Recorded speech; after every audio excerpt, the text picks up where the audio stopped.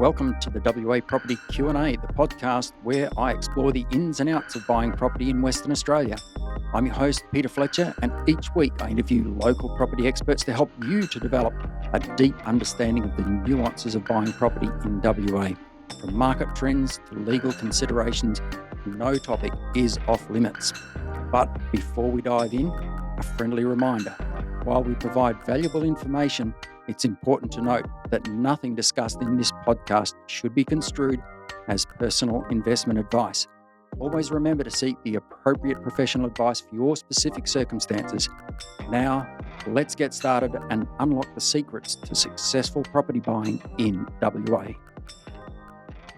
It's a good one today, Pete. Well, welcome to another episode of the podcast. And one of my regular guests, Nikki D'Agostino, my business partner at Rezzi Strata, here to talk about all things strata. Yes, well, risk and tenancy risk and insurance.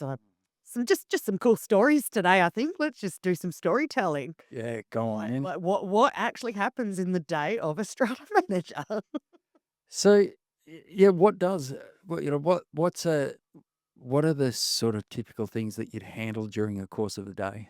Oh, it's so vast and so varied. And I think this is why I love the job, because it is something different all the time. And as you know, Pete, we're a bit different when it comes to structure and routine. um, I tend to like working on different things. And so, look, at the end of the day, I feel like we're problem solvers. Like we are literally contacted when there's a problem and then we need to solve it. And that can be anything from financial ATO to, the fun stuff like insurance risk. And I was telling you a story this week, Pete, about a management that we had put a proposal in for. I know them quite well as well, mixed use, so residential and commercial retail. And in the process of their insurance renewal, there is some gang crime happening. Now, what the belief is with the media and the news, so I'll go into the backstory first, is that there is big bucks in illegal tobacco at the moment. People bag it out and say it's the vape stalls. It's not the vapes that are making the money. It's the illegal cigarettes. So I had a police officer friend discuss with me after this happened. And this poor tenancy, there was several of them targeted in early to mid August this year, were shot up. So bullets fired into the tenancies that were tobacconists. Now, the backstory from the police and the media is that there are big money in it, gang crime happening over east. It's big on the East Coast, and some of those gangs are now starting to come and try and get their turf here in WA as well. So our poor retail tenants, which are probably just, innocent mum and dads selling smokes, are being targeted. I think historically we know about tattoo shops being a high risk tenant, so I can talk to that. But in speaking with our insurance brokers, and we work with Phil and Tyson over at Adapt Risk Solutions, who partner with us on the portfolio, and we work based on relationship and don't accept commission. So I always, just outline that. It is merit based and what we get from them and the years' experience of working together. So the insurance brokers, when I was talking to them about this, so the poor strata company who had this one tenancy last year's, just to put it into perspective, last year's insurance renewal was around the $12,000 mark. And as this happened right when renewal was happening, and every time you go through renewal, you should be notifying the insurer of changes of tenancies, especially in retail and commercial or factories, etc. So the shooting happened. There was a tobacconist and they got whacked with an insurance premium. And I showed you that, didn't I, Pete? Over $300,000. So that was an increase from $12,000 last year to over $300,000. $300,000. Over $300,000. 300,000. Mm. That's get out of there. So, as That's uninsurable. Why didn't the insurance company just say, we're not going to insure? well, I was actually quite surprised because, I know from the guys at Adapt when there isn't we've got some other, which I'll go into later, some other serious insurance matters going on, not as interesting as this, but, um what they sort of indicate is that if you become almost uninsurable, Mm. that they're able to then get insurance directly with Lloyd's of London, and then your premium might go from, say, a $20,000 high risk policy to about $100,000, and we've just had this advice from them on another scheme we're working on. So I was very shocked to see the $300,000, and I said, "How is this? Couldn't they just go direct to Lloyd's of London? Like, couldn't that be worked out?" And what they've advised is the risk profile of tenancies is one of the biggest matters in insurance right now in Australia because of all this and what I know of it from you know Instagram and the media. Um, but it's having as much of an impact on premiums as the I think it was 2013 cyclones did for insurance premiums thereafter for a couple of years. And at that time I had a strata portfolio in Karratha. So we were above the 26 parallel, already seen as cyclone risk, and premiums went from $10,000 to $80,000 on small survey stratas in that time. And it was a big thing to manage as the strata manager. But to hear that a tenancy type is having the same impact as a natural disaster event on insurance premiums is quite quite interesting, quite insane. That is stunning. That Mm. is staggering, actually. Um, so the insurance premium you're talking about, is that the insurance premium for the whole of the strata scheme? Strata company. So what So covers strata scheme. that's right. So so it's that insurance policy that went from 10K to 30K, 100. 300K. Yeah. Okay, that's just not doable. No. That would send a strata scheme broke. Yes. So you can ask me what happened next, Pete, What because happened next, Nikki? as as most do, when there's a big issue, they tend to find me and we talk about it. And I obviously do a bit of consultation and help people out in the strata space, navigating these big issues. Mm. So we reached out to Adapt and questioned a bit of it and helped them through. But from my knowledge as well, we let them know that, with the reform of the Strata Titles Act, that there's actually a piece of legislation now that allows, if there is a particular occupant or owner that is causing increases to things like insurance premiums, that they can then charge that Right. increase um, Yeah. to the lot owner. So obviously in turn charged to their tenant. In this case, they had a 21-day cooling off period to pay the premium or be uninsured, but a 30-day notice. So the tenant agreed to vacate, as you probably would after getting shot up a couple of times and then being hit with a $300,000 bill. Um, so they've agreed to vacate, but I'm just in limbo to see what happens next between the 30 days agreement to vacate and the 21-day cooling off period. And so I'm keeping abreast of this one. And Interesting. It raises some interesting points around.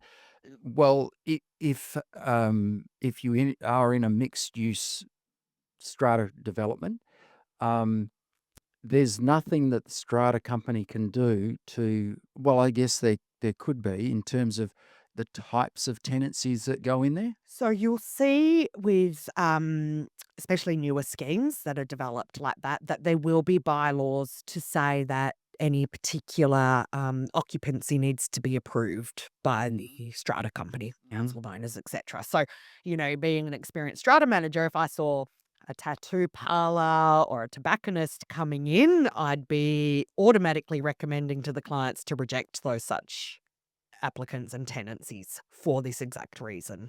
And are you talking tobacconists specifically, or like you used to be able to go into the local lotto news agency kind of thing, and you'd be able to buy, your slick pick and a packet of ciggies.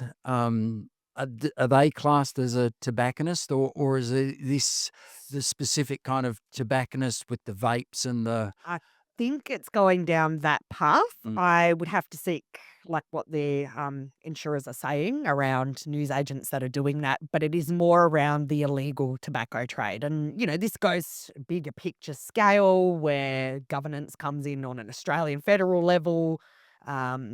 Taxes have seen the increase in cigarettes. Now there's illegal cigarettes being sold per cigarette under the counter mm, legally to waive that tax, and you might pick up a packet for $20 as opposed to $60, mhm, or whatever they're at now. Um, and this is what it is. So, I guess we'll go into drugs and meth labs next, if you like. But mm, this is, I guess, a safer trade than cooking meth.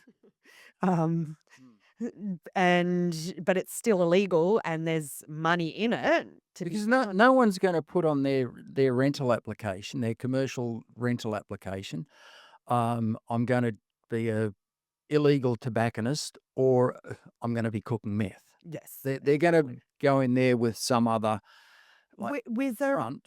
with a retail tenant, they do have to disclose their business operations, and it's usually set into the lease what their approved use is. So they would have to say that they were there for the retail of cigarettes and vaporative. Well, they'd have to say that, but That's then once the lease is in place, there's no reason why right. they're not doing it in the back Yeah. room. Oh, there's no reason why the hairdresser's not doing it in Oh, the back they're room. You know what I mean? So, but I mean, I guess it's just at the moment the target of this specific mm, crime ring. mm, Mm. mm, mm. That creates a nightmare for the lot owner and for the strata company. It's and for you. Mhm. Yeah. Um, that would take a lot of work to unravel that. Oh, 100%. And again, that's why they speak. It's a big risk. Even as the strata manager, I have advised this prospective client that they risk the strata manager seeing them to be too much of a risk and refusing. They might get to the point where they're not only not insurable, but not manageable. Mm, And that mm, that poses another layer of risk and mm, things on mm, the scheme. mm, So, mm, mm. Yeah. Um, Nikki, I was interviewing someone yesterday for a job, and I asked them, "Well, what is it that floats your boat?" As in, what can you tell me is a time when you had a moment that almost brought you to tears? That it was a real feel good moment. And this person told me a story about a first home buyer they helped, and it was a nice story. Do you have those sort of stories in strata management? like, nice stuff. You want some warm and fluffies. Look, I Well, the reason I'm asking is you've just described some pretty like hectic kind of scenarios, and it sounds to me strata management is all about dealing with these like weird people and problems. Do you have any like those warm and fluffy moments? yeah. Look, we have some wonderful people living in the communities, and don't get me wrong, you've probably got one or two in the entire portfolio that are like this.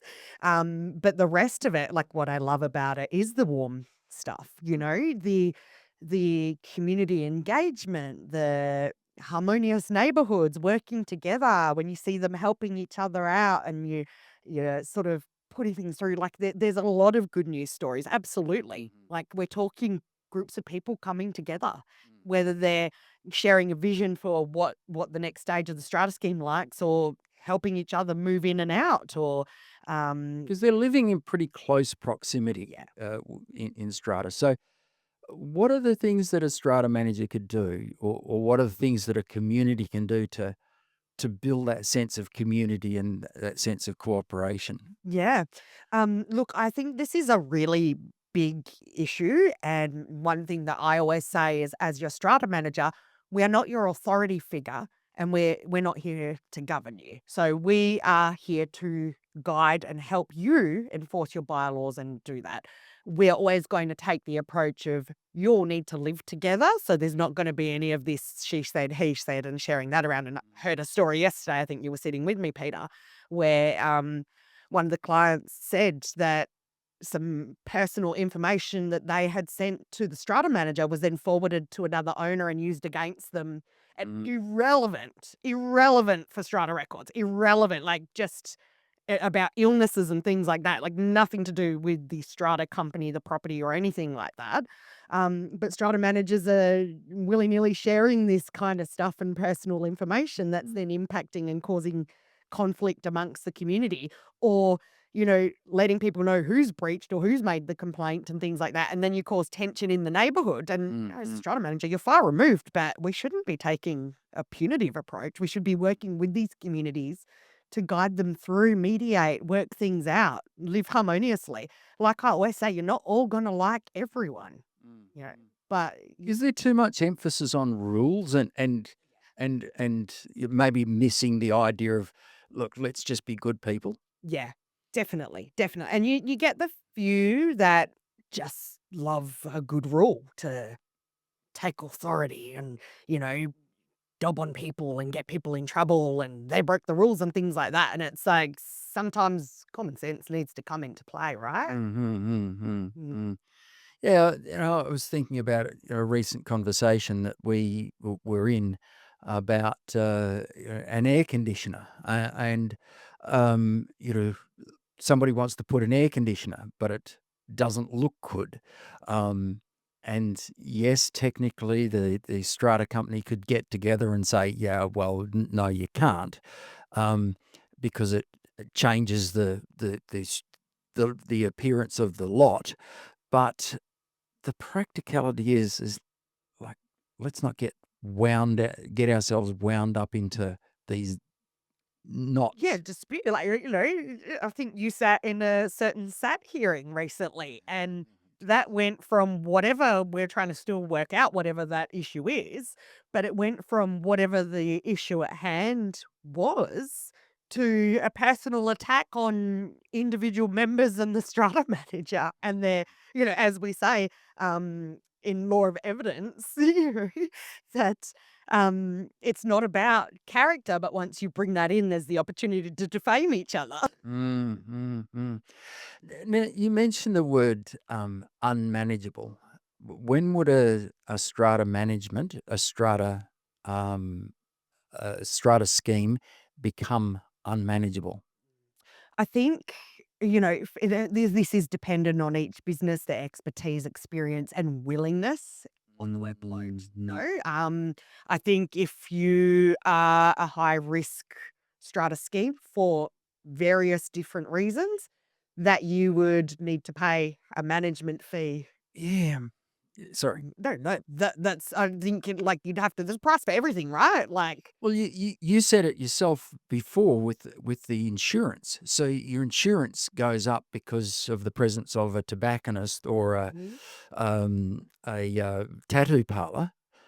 Then, if you had a problem owner or a problem scheme, then the price of managing that scheme should go up. Yeah, yeah.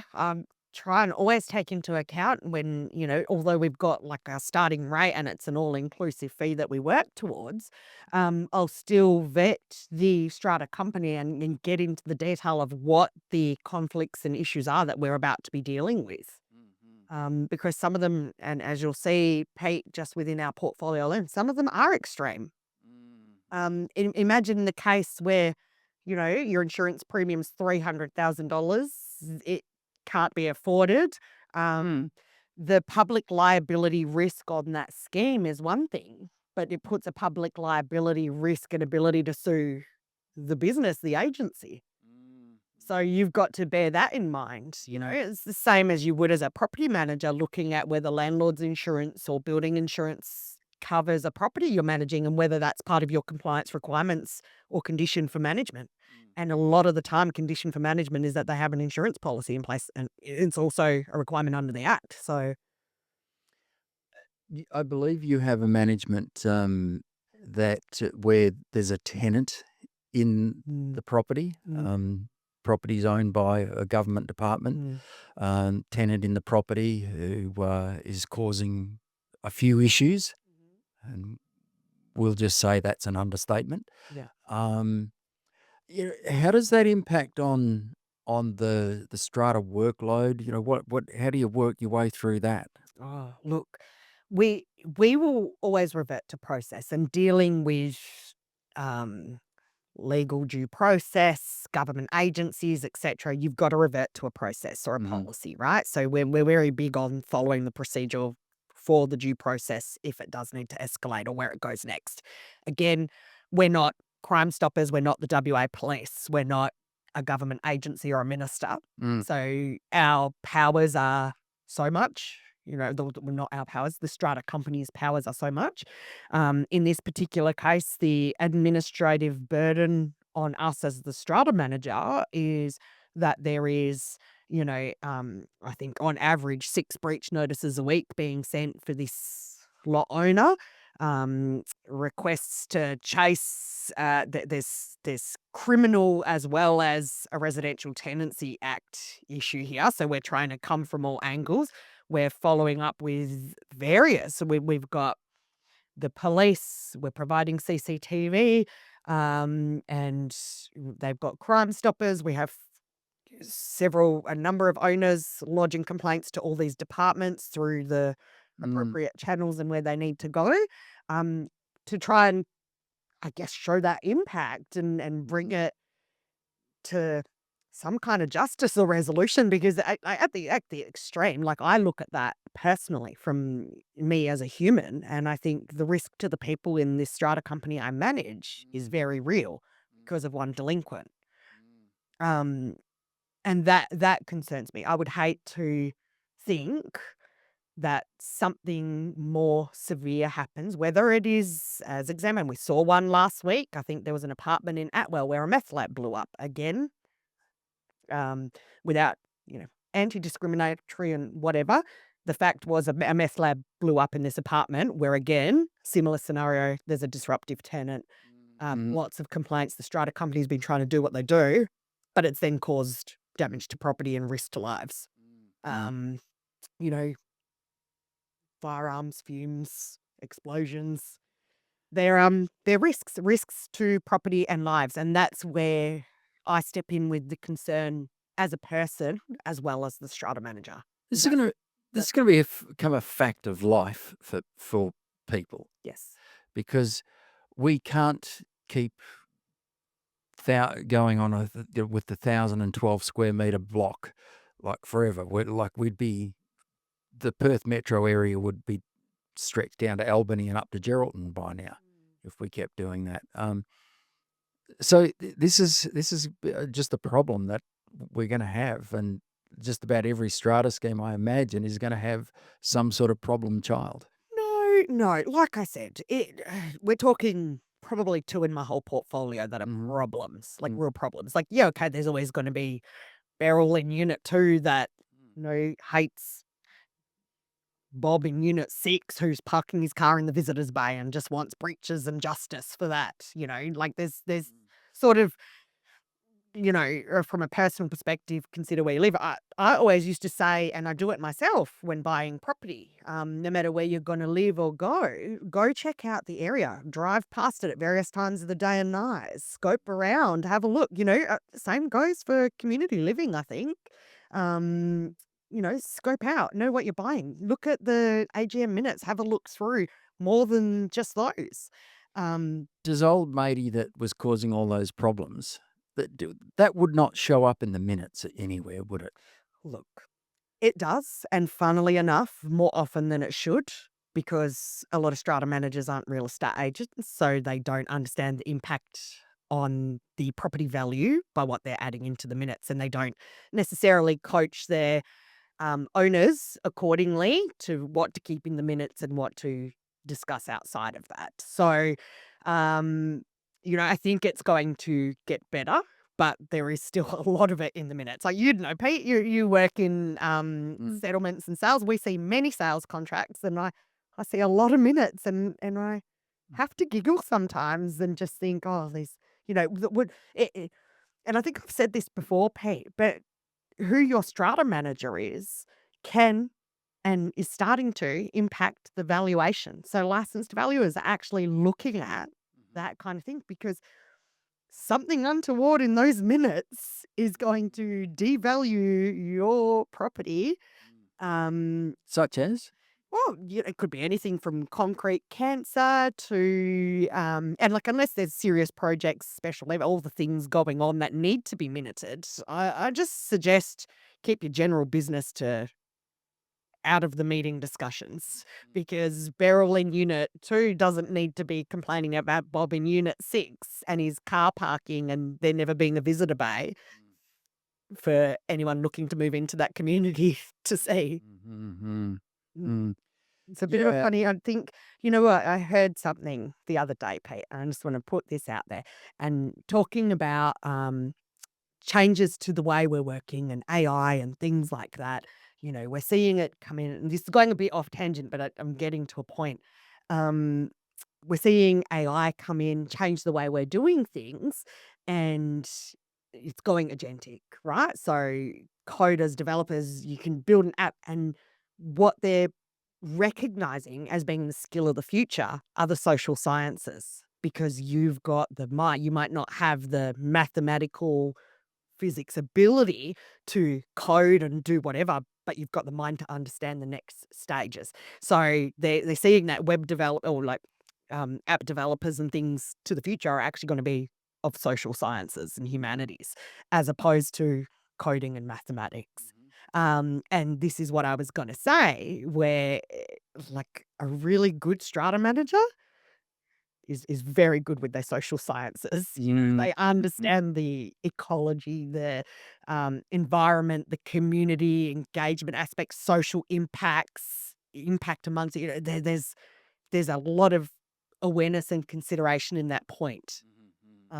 So I do see a shift into the future as a society where social science is going to become a very desirable skill. And for me, if I was looking to recruit, that is what I would be looking How for. do you balance that against the efficiencies brought by technology? So every time Beryl from Unit 2 rings you up, it's costing you time. And if you want to build a big portfolio, you simply can't have every Beryl from Unit 2 calling you up. Um, and the idea is for Beryl to put a report through some sort of app or which they don't. So how do you balance that wanting to be personal and having that connection with wanting to create efficiencies that you can scale? Pete, I'm going to bring this back to something you said to me when I Mhm. was starting out this business and getting a bit frustrated with, time being weaponized by certain individuals at times. And you said to me, 80% of your time will be taken up by 20% of your clients. And in that is a lot of truth. So like I said, we were talking about the major issues. I'm talking 2 out of an entire portfolio. We're talking Beryl in unit 2. Again, we're talking 20% of your whole portfolio that are Mm. going to be calling you and needing advice. I've got some lovely council members that take their job very seriously and like to call me just for a check-in and update on what's happened through the week every Monday. Just just a Monday chit chat about Strata. And I'm like, cool, you care. God, that'd be a nightmare. It's not my favorite thing to do on a Monday, but like I think the beauty of automation and what you're saying is all the efficiencies are excellent because it's letting us do more of that human stuff. Now, the next generation doesn't necessarily want you on the phone talking to them, but there are some that do. Nikki, when I first started selling real estate, I subscribed to the Real Estate Professional magazine. And it was black and white, and the guys like Tom Hopkins and co, Zig Ziglar, they were big back in the day. But one of the things that came out of that magazine is the importance of putting your after hours number on your for sale sign. And I can still remember my after hours number. It was 218204 way back in Kalgoorlie before we even went to the 8-digit or 9-digit numbers. Now, Um, what that sent a message was we were 24/7. So basically, somebody drove past my for sale sign. They could write down my after hours number. They could go to their home, and at 9 or 10 o'clock at night, they could ring me up and have a chat about their real estate question. And you think, well, that's customer service. But then what about the mental health? What about the respect of personal space?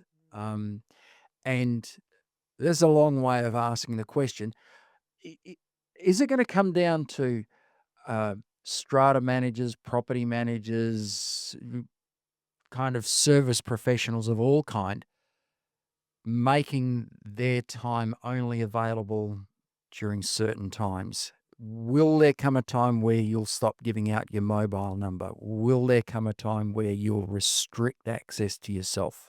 And is that something that the strata managers of the future will start looking at? Some are already doing that, putting out there what to do in an emergency, what to do after hours, how to contact them, to leave an email so it's actioned in the morning, et cetera, et cetera. I think like any homeowner, if you weren't in a strata complex and something happened, you'd be calling the police, the contractor, doing whatever. Like, again, take a common sense approach. Don't need your strata manager to action absolutely everything in your life. But in saying that, I set personal boundaries. My phone goes on to do not disturb or anything like that. We have meetings for a living, so you're not going to get direct access to your strata manager every minute of the day. Like, be respectful of personal boundaries and professional boundaries. I don't think there's a requirement for a strata manager to have to answer after hours. As the licensee, if there was a building burning down, I'd want to be contacted after hours and know about it because there is a significant risk. If it's just, Beryl from Unit 2 who's waiting on a quote from last week contacting me at 6 p.m. while I'm cooking for my kids, well, respectfully, Beryl, I will get back to you tomorrow if you can please drop me an email.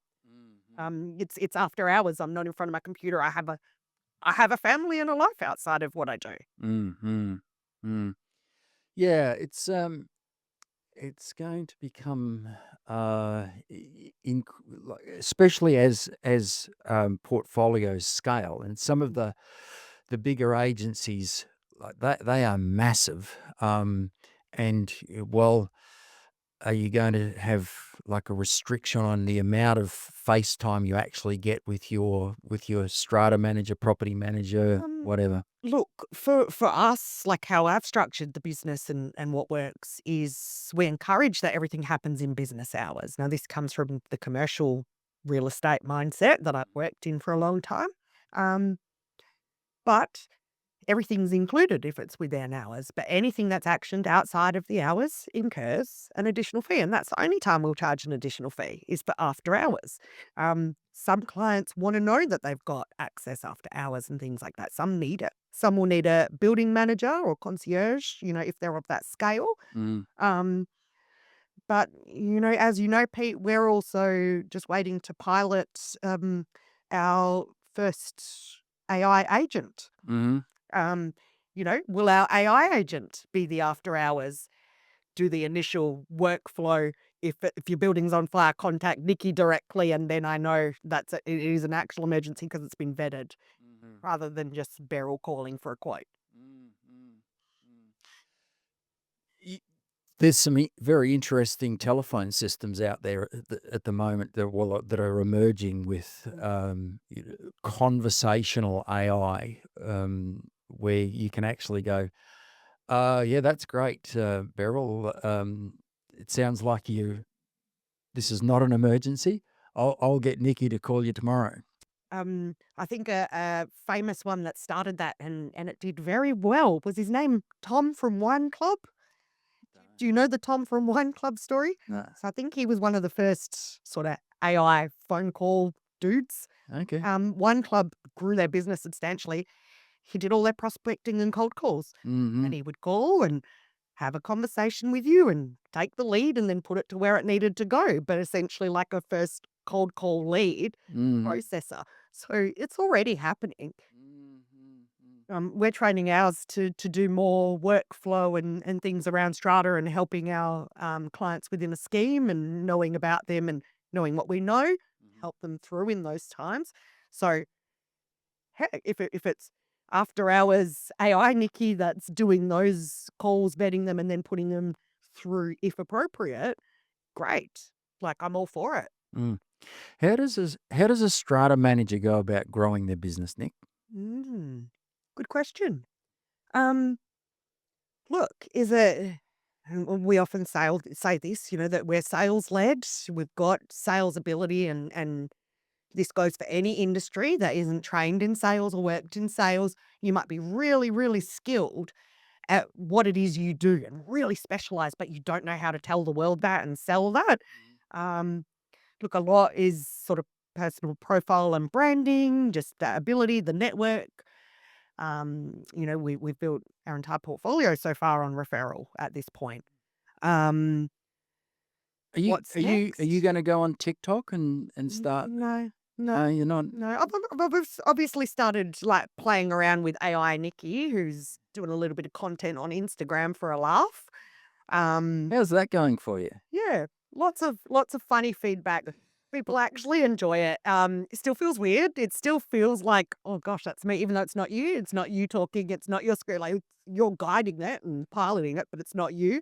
But it's still you. So AI Nikki, she's kind of got a really posh accent, Oh yeah, sometimes she does. Sometimes she sounds exactly like me. but Total Aussie. but when but when I listen to you, sometimes you actually pronounce your words very very well, and it almost sounds a little bit upper class. Well, when I traveled through the US when I was 18 years old, everybody, and I was with a group of Australians, and everybody kept asking if I was English. And I never thought I had an English accent. So I don't know. I think I've actually got a bit of an Italian twang, like a Aussie Italian sort of twang, but I'm well spoken because I've had to be as a like listening to a second language growing up and accents and things. So don't know. I Um, don't but, she can speak Mandarin, AI Nikki. She can she speaks German. oh my God, I'd be scared to hear that one. Oh, I might put a German one out for you, Pete. Oh my God. Now, Nick, you've waited until you have got married. Well, Mm, effectively, you got married, two kids, and then you decide to throw into the mix starting a strata management business.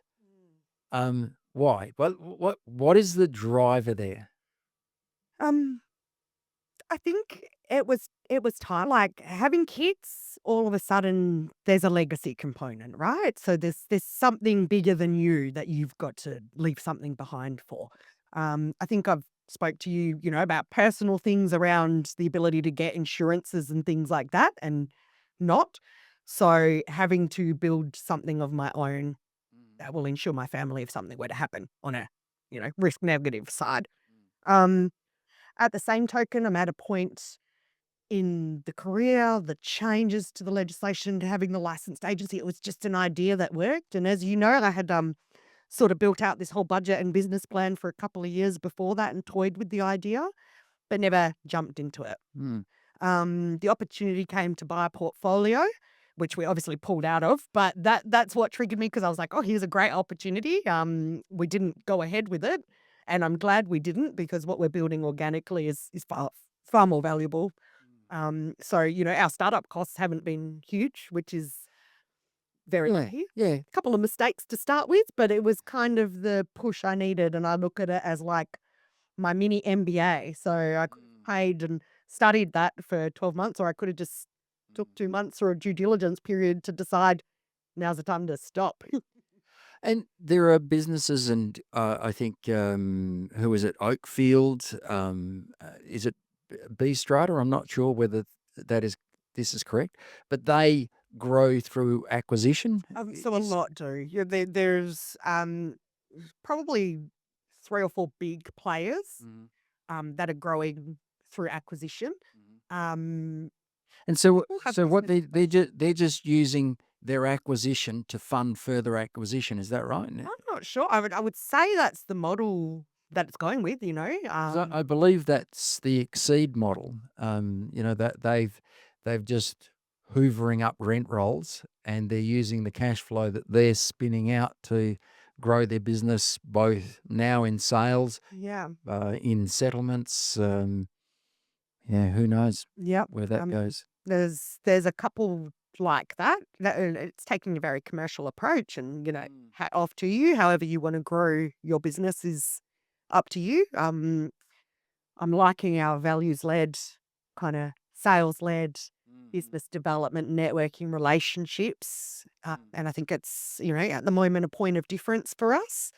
Um, we've also got a bit different, Pete, where and we talked about this. Is there an issue with acting as a licensed agency to just be able to take over? Like these guys can just buy a portfolio, say you're in the novated terms, you now belong to us, open their bank accounts and everything. Well, we can't open bank accounts without a signed contract to my license. I can't just transfer ABC strata managers' whole portfolio to myself. I need to actually actively go through and engage with them to sign up. It's Yeah, you and I've we've got a slightly different view on this, mm, and I've always thought that strata management is in this sort of weird netherworld of it's not quite a real estate agent, and it's not an accountancy. It's it's yeah, it's kind of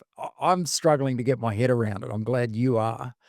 Um, mm, I'm not sure what the future's gonna be there. I think I've got a little bit of vision of what that future looks like, and I'm building it. Yeah. It is a bit different. We bring accountability where there is no accountability. Are we getting ahead of That government? that part is really important. I just hope that the that the industry, whatever shape that looks like, whether it's SCAR or REWA or combination of both or something else that emerges, takes care of things so that the government don't come in and um, get too heavy-handed on Mm, the legislation side of things. mm, I think that could be really dangerous. yeah, it's we have very different views. You know me. I think just You at a sub like work on the REBA Act, put a No, sub registration in for strata manager to work under a licensee, and away they go. we're gonna That's what fight about we will fight. We will fight. And I went and did my Cert 4. We're waiting for the regulation changes. Did I need to? I don't know yet, but it adds value. And, you know, I've got to write a proposal to to Department of Commerce or whoever they are. Um, yes. I was going to ask another question there, but I've lost it. Mm. In terms of your motivation, Nick, like you you're a high energy motivated person. Um, is that hard to keep going? And like, what about what's your advice to the young kids coming in as new strata managers? Like, do um, they all have to be high energy like you, or can they? no, look, I'm big, and I always say this with the team, is it's not about the hours, it's about the energy. So it's not time management, it's energy management and knowing yourself well enough to do um, the type of activities that work in the time is really good. As you know, Pete, we're very different. I'm not very structured. So I work around the clock. I do things in my own time because I know that's when you're going to get the most out of me. Mm. Um, at the same time, I probably sleep more than most people. I need at least 10 hours a night. Oh So, my God. as much as I'm this high energy ball of energy um, out there, I'm sleeping a lot more. I'm in bed early and I'm up late. Yeah, yeah, yeah, yeah, yeah. And I guess it's understandable that you'd need a lot of sleep with the energy that you put into the day, because it's Maybe. you I don't. was born this way. Like, Yeah, yeah, look at my family. Like, mum's probably 10. How is she 65? And she's the energizer bunny. Like, yeah. She man, she even out energies me. She makes me tired. yes. Nick.